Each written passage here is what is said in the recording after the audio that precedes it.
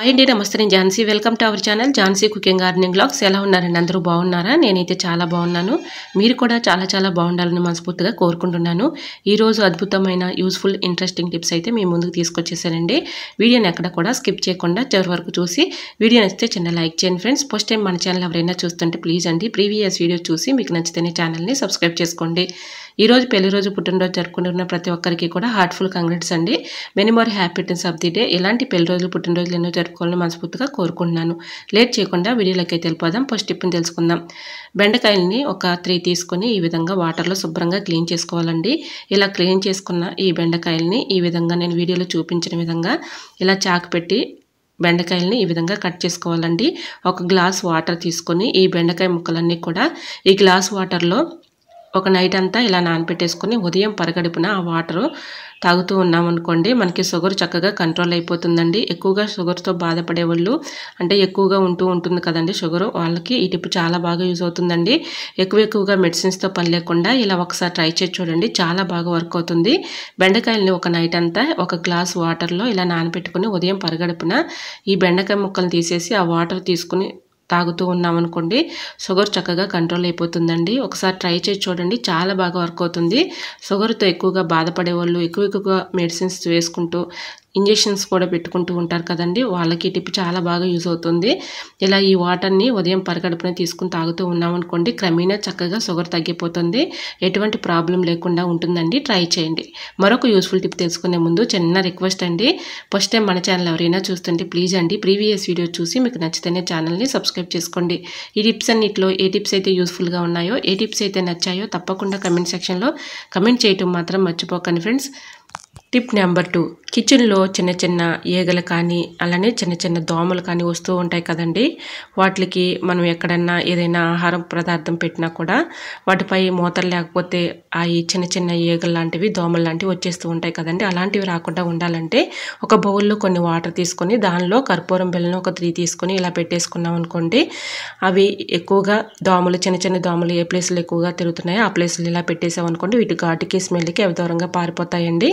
ఈగలు కానీ దోమలు కానీ కూడా రాకుండా ఉంటాయి. ట్రై చేయండి. టిప్ నెంబర్ 3, బియ్యం పురుగు పట్టకుండా ఎక్కువ రోజులు స్టోర్ ఉండాలంటే ఇలా ట్రై చేయండి, చాలా బాగా వర్క్ అవుతుంది.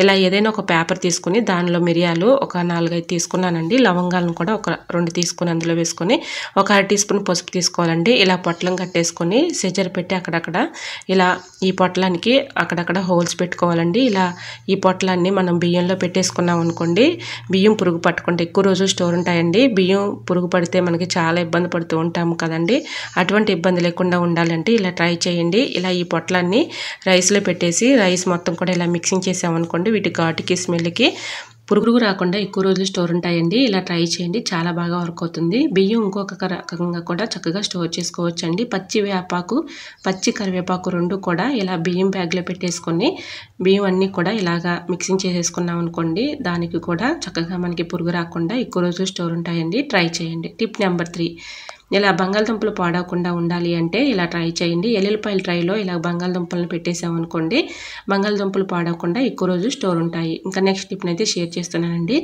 ధనియాల పౌడరు, ఇలా మనం ధనియాల పౌడర్ అనే కాదండి, మనం ఏదైనా సరుకులు తెచ్చుకున్నప్పుడు కొన్ని మనం డబ్బాలో స్టోర్ చేసుకుంటాగా మిగిలిపోతూ ఉంటాయి కదండి, అలా మిగిలిపోయినప్పుడు దానిలో ఉన్నటువంటి సరుకులు పాడవకుండా ఉండాలంటే ఇలా ఫోల్డింగ్ చేసేసి ఒక పెన్ క్యాప్ని పెట్టుకున్నాం అనుకోండి, పాడైపోకుండా ఉంటాయి. ఇంకా నెక్స్ట్ టిప్ని అయితే షేర్ చేస్తున్నానండి. ఎండుమిర్చి పాడవకుండా ఎక్కువ రోజులు స్టోర్ ఉండాలంటే ఇలా ట్రై చేయండి.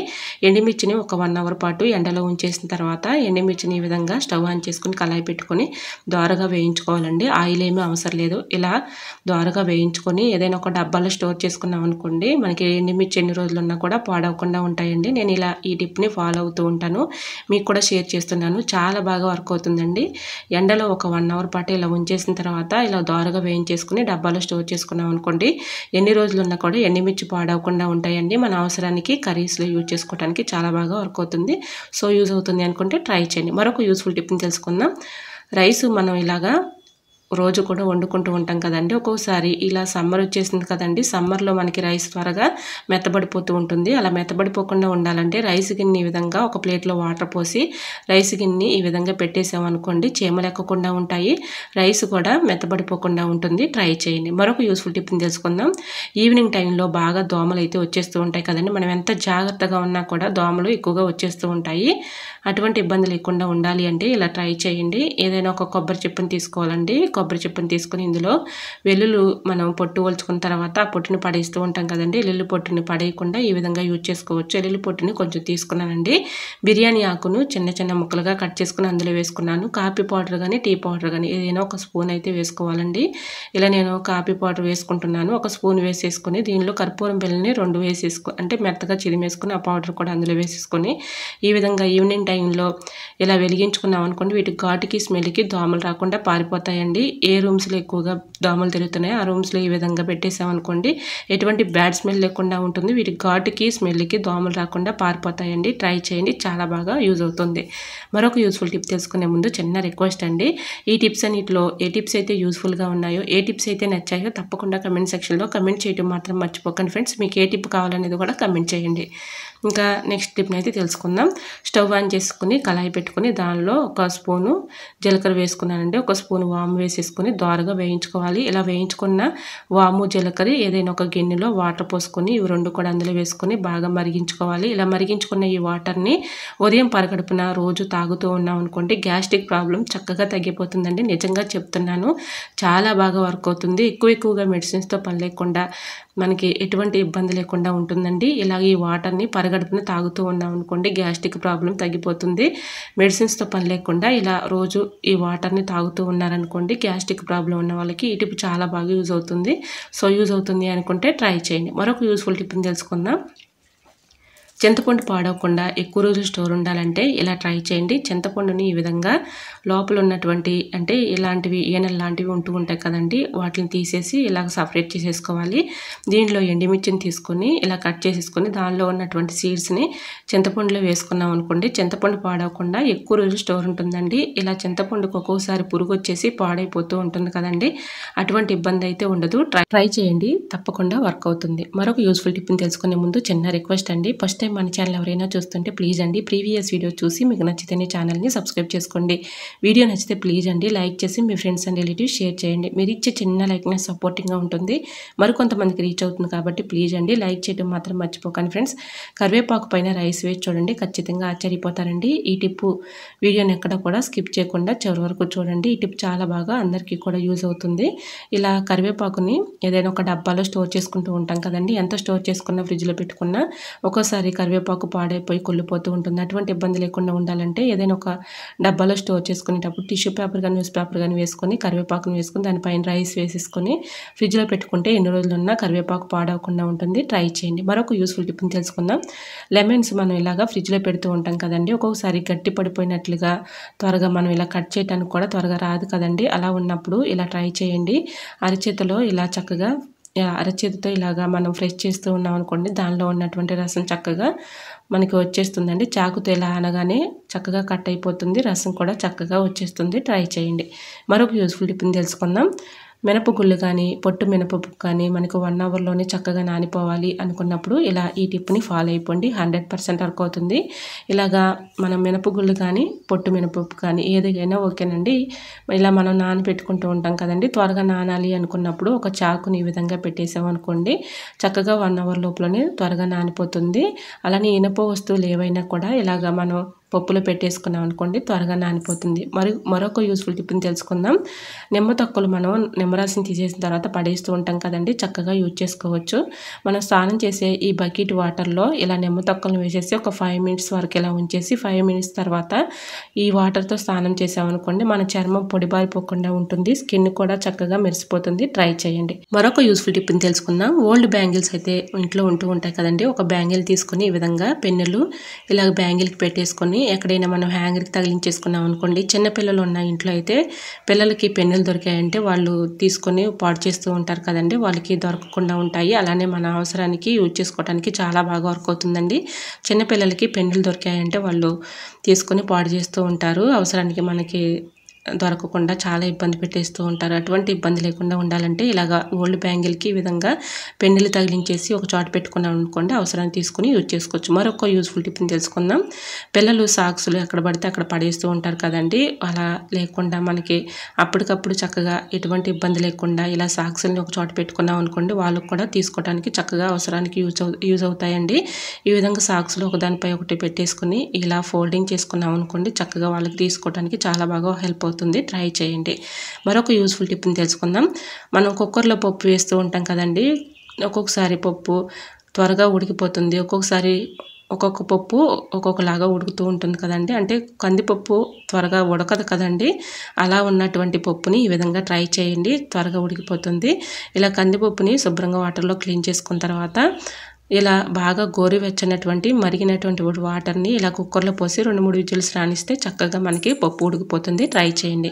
చపాతీ పిండి కలిపేటప్పుడు ఈ టిప్స్ని ఫాలో అయిపోండి, 100% వర్క్ అవుతుంది.